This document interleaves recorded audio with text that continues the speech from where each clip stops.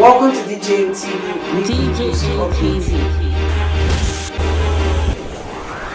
DJM TV. Katrina Liang don talk say INEC fail Nigeria woefully as she dey plan to leave the country. My people, now welcome to DJM TV Daily News Update on our WhatsApp channel where they get ogbonge gist for inside Nigeria and all over the world. If this is your first time to see any of our video, we tell you say welcome and make you not forget to follow our page and subscribe to our YouTube channel.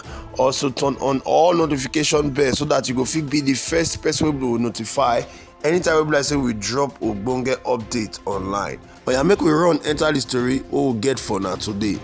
Katrina Liang, wey serve as the Nigerian British Commissioner, don talk say Nigeria make dem hang on to their democracy wey dem get. He say democracy na journey, not be event.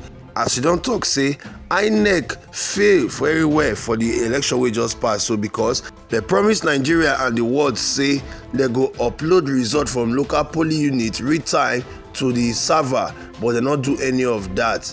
Katrina Liang don still talk say she go miss Nigeria food and she go miss Nigeria well. We go recall say Katrina Liang don be the UK British Commissioner to Nigeria since November 2018. She don witness two of Nigeria electoral process. And just recently, the UK government don replace Katrina Liang with Richard Hugo as the new British Commissioner to Nigeria. Before she leave, she don bid farewell to Nigerians. She don talk say she dey sad to dey leave a country like Nigeria because Nigeria na country be like say people go like to stay. When she go dey talk for inside one video we wan watch now, so she dey speak to newsmen about how Nigeria don treat her and how the elections dey don go. She talk say Nigeria must hold on to their democracy because democracy na journey, not be event. She also talk say INEC don fail Nigeria's real time. He say because they not transmit election result where they promise Nigerians and everybody inside the world say they go do from the polling unit so that everybody go feel they see the result as they come. But he say notwithstanding, he said the international community they watch closely. Those will be like say go act violently for this election process. So will be like say don't happen. He say anybody will be like say act violently, they go subject her to visa ban to the UK and some other international community. She also talk say Nigeria must understand say the day region will be like say democracy now don dey fade away. He say so Nigeria make them not allow their democracy to fade away come on for the surface of the earth. He say because every journey will be like say they take now to the betterment of the democratic process. He say as she dey go now, so say she go still come back. He say the international community they put eye for those of the political body will be like say that they cause violence for inside Nigeria. Oya, make we watch the video which they talk when they come back. Other sort of challenges and interesting times, of course, I started just before the 2019 election and I finished after 2023. So I've seen some progress, a few setbacks, but overall what I would say, and this is one of my key sort of highlights from my time in Nigeria, Nigeria is the biggest, most important democracy in Africa, and for all its flaws and challenges, you are on that journey, and you should never take that for granted because you're in a region where democracy is backsliding, and indeed globally.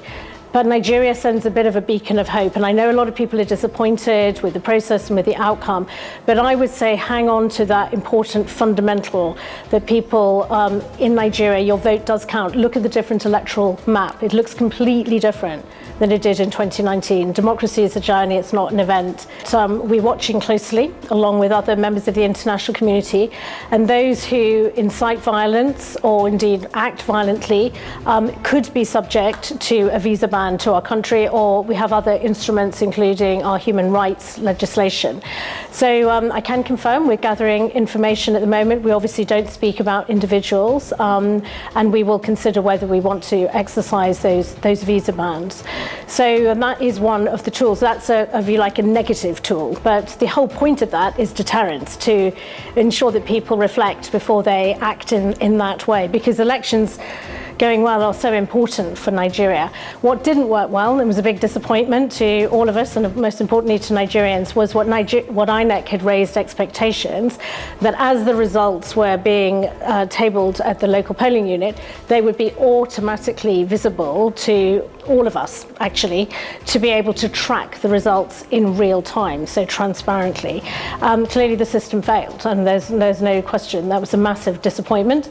It also meant that it created space for people to be concerned that somebody's interfering with the system, somebody's hacked into the system.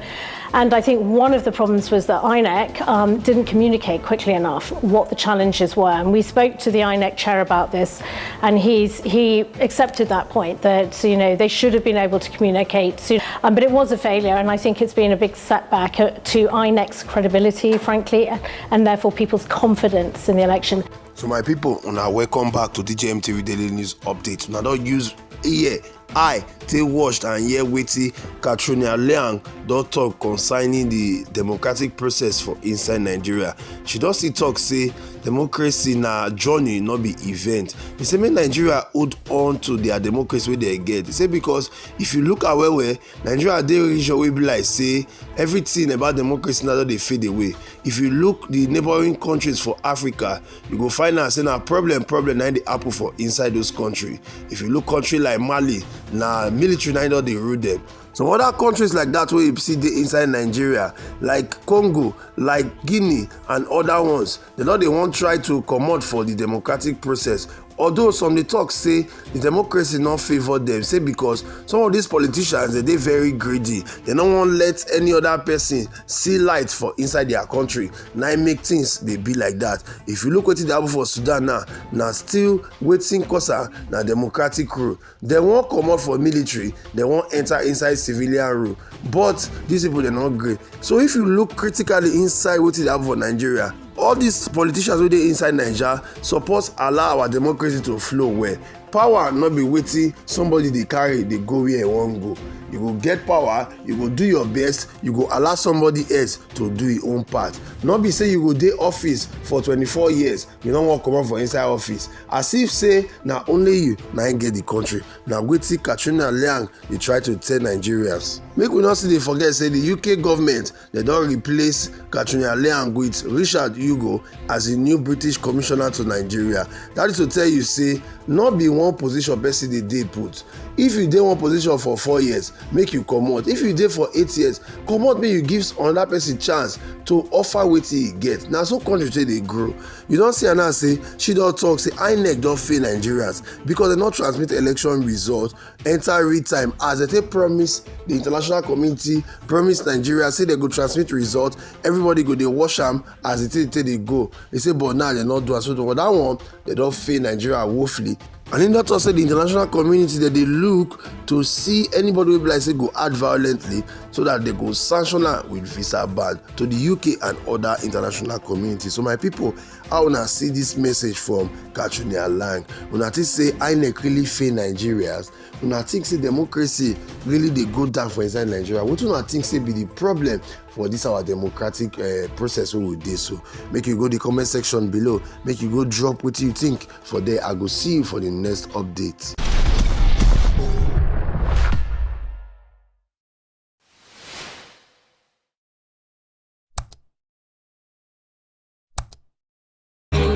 Some of the delegates and ask them questions.